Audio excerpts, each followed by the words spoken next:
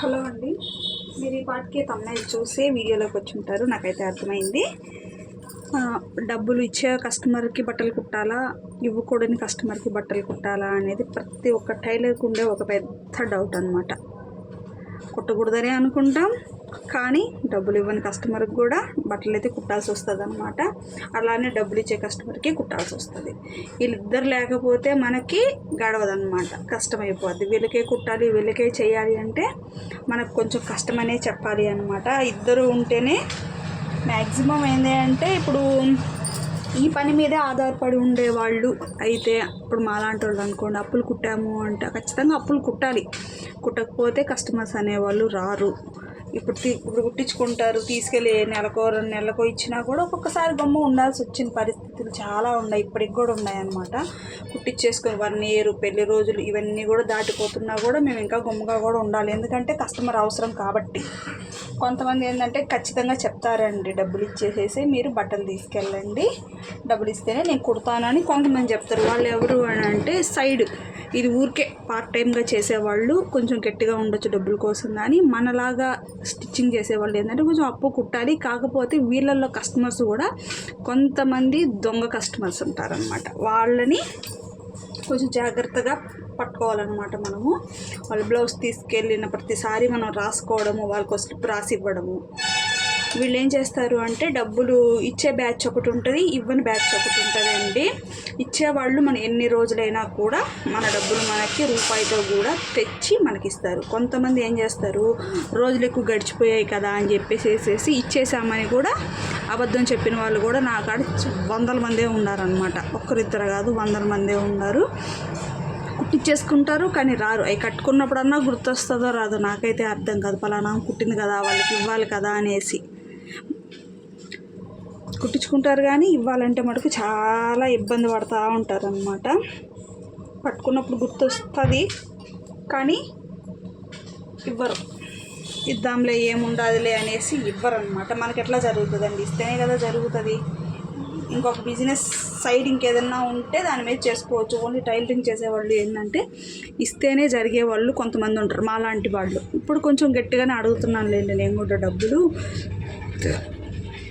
అటు ఇచ్చే కస్టమర్కి కుట్టాలి, ఇవ్వని కస్టమర్కి కుట్టాలి. మెయిన్ ఏంటంటే దొంగ కస్టమర్లు కొంతమంది ఉంటారు. ఇప్పుడే తెచ్చిస్తాను అక్క నేనని చెప్పి ఎత్తుకొని వెళ్ళి ఇంకా తిరుగు మళ్ళీ చూసేవాళ్ళు ఉంటారు. అట్లాంటి వాళ్ళకి కుట్టాల్సిన అవసరమే లేదు. వాళ్ళకి అర్థమైపోద్ది, ఎప్పుడు బట్టలు తెచ్చినా మనం ఉన్నాయని చెప్పడము, ఇప్పుడు కుట్టలేనని చెప్పడము, లేదా హెల్త్ బాగాలేదని చెప్పడము వాళ్ళకి మనం చెప్తాం కదా, వాళ్ళకి అప్పుడు అర్థమైపోద్ది, ఓహో వీళ్ళు మనకు కుట్టరు అనేసి. ఈ కేటగిరీ వాళ్ళంతా కూడా ఏమవుతారంటే డబ్బులు ఇవ్వని పార్టీ. కొంతమంది ఉంటారండి, మనం అడిగినంత డబ్బులు ఇస్తారు, కుట్టిన వెమ్మటే కూడా చేతిలో పెట్టి ఎత్తుకోబోయే కస్టమర్స్ కూడా నా దగ్గర చాలామందే ఉన్నారనమాట. కానీ ఇట్లా వీళ్ళకి కుట్టాల్సి వస్తూ ఉంది, అట్లా వాళ్ళకి కుట్టాల్సి వస్తూ ఉందన్నమాట. కాకపోతే మనం అప్పు పెట్టే కస్టమర్లకి ఏంటంటే కరెక్ట్గా రాసుకోవాలి, మీరు ఇంత ఇచ్చారు, మీరు ఇంత తీసుకున్నారు, ఇంత ఇవ్వాలి అనేది ఖచ్చితంగా వాళ్ళకి వచ్చినప్పుడల్లా కూడా మనం గుర్తు చేస్తూ ఉండాలి. లేదు అనుకోండి, పలానప్పుడు తీసుకెళ్ళాను, ఉంటే నువ్వు నన్ను అడగతావు కదా అప్పు అని అడిగే సందర్భాలు కూడా చాలా జరిగాయి అన్నమాట నాకు. ఇంకా మీకు ఎక్కువ ఉంటే పలానా కుట్టిన బ్లౌజెస్ కూడా పలానా కస్టమర్ వీళ్ళతో కొంచెం కష్టము అనుకునే వాళ్ళవి బ్లౌజెస్ కూడా ఫొటోస్ తీసుకొని ఆ ఫొటోస్ మీద బిల్ రాసి పెట్టుకోండి. మీరు ఫొటోస్ మీద బిల్ రాసేసేసి బ్లౌజెస్ అన్నీ పెట్టి ఇవి కుట్టినట్టుగా ఒక స్లిప్ మీద ఇన్ని రాసేసి ఇంత బిల్ అయినట్టుగా ఫోటో తీసి వాట్సాప్లో వాళ్ళకి పెట్టేసేయండి. అది అట్లాగే ఉండిపోదు. ఈ డబ్బులు ఇచ్చేదాకా దాన్ని డిలీట్ చేయొద్దు. ఇచ్చేసిన తర్వాత క్లియర్ అయ్యేదాకా ఆ ఫొటోస్ అలాగే పెట్టుకొని ఉండాలి. నేను ఇచ్చేసాను, తీసుకెళ్ళాను అని చాలామంది అయితే చెప్తూ ఉంటారండి. కానీ ఈ మధ్య నేను కూడా కొంచెం గట్టిగా మాట్లాడడం నేర్చుకుంటున్నాను అనమాట. అంతకుముందు సరిపోనీలే, ఎందుకులే సరిపోని ఇచ్చేసారేమో ఇట్లా అట్లా అని చెప్పి గొమ్మగా అయిపోయేదాన్ని. ఇవ్వకపోయినా కూడా కొంతమంది కస్టమర్ సరేలే అని చెప్పి వదిలేసేదాన్ని. ఇప్పుడు వదలట్లేదండి, గుర్తుగా రాసుకుంటున్నాను, లేదా ఫొటోస్ తీసి పెట్టుకోవడము, పలార్ కలర్ జాకెట్ ఇది అది ఇచ్చే వాళ్ళకి మనం గుర్తుపెట్టుకోవాల్సిన అవసరం లేదు, వాళ్ళే తెచ్చి మరీ మనకిస్తారు. కాబట్టి ఇద్దరిని మెయింటైన్ చేసుకోవాలి. కానీ కొంతమంది మటుకు తీసి పక్కన పెట్టేసేయాలి. లేదు అనుకోండి ఇబ్బంది పడాల్సింది మటుకు ఖచ్చితంగా వస్తుంది అన్నమాట.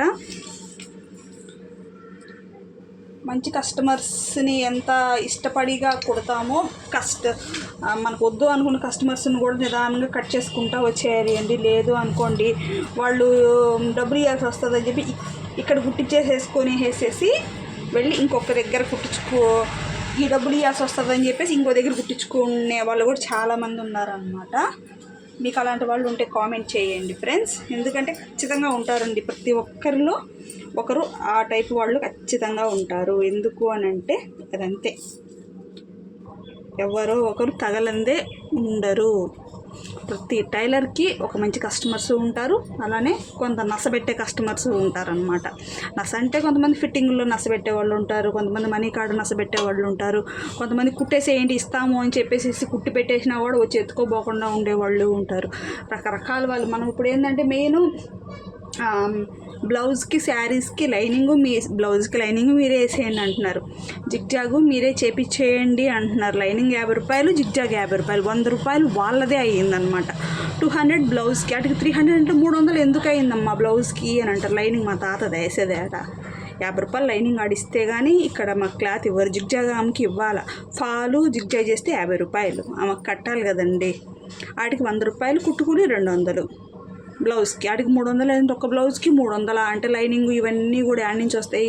అందువల్ల ఏంటంటే చాలా వరకు లైనింగ్స్ కూడా ఈ మధ్య మీరే తెచ్చేసుకొని ఓన్లీ కుట్టుకులు వరకు మాకు ఇవ్వండి అని అయితే చెప్తాను. కొంతమంది కస్టమర్స్కి మేమే తెచ్చేస్తామండి, మంచి కస్టమర్స్ ఉంటారు కదా, వాళ్ళకి మేమే తెచ్చేస్తాం. వాళ్ళు రేటు మాట్లాడరు, అలాంటి వాళ్ళకి కరెక్ట్ బిల్ వేసేసేసి వాళ్ళకి ఇచ్చేస్తాం అనమాట. వీళ్ళకి ఏంటంటే మీరే తెచ్చుకోండి, కుట్టుకులీల వరకు మాకు ఇవ్వండి అని చెప్తాం. లాస్ట్లో తీసుకెళ్ళేటప్పుడు దీంతో కూడా తగ్గిస్తారనమాట. మళ్ళీ ఇప్పుడు 1000 రూపాయలు అయిందనుకోండి, 400 ఇచ్చేది 600 రాసుకో అక్క మళ్ళీ ఇస్తామంటారనమాట మాటకి. మళ్ళీ ఈసురు వచ్చేసి 600 ఇవ్వాలి, ఇంకో బ్లౌజ్ కుట్టించుకోవాలి కాబట్టి ఈసురు ఇంకో దగ్గర కుట్టించుకోవడము ఇలాంటివి చేస్తున్నారండి. ఖచ్చితంగా ప్రతి ఒక్క టైలర్కి ఇలాంటి వాళ్ళు తగులుతూనే ఉంటారు. అవునా కాదా కామెంట్ చేయండి. ఇదైతే చెప్దాం అనుకున్నానండి నేను.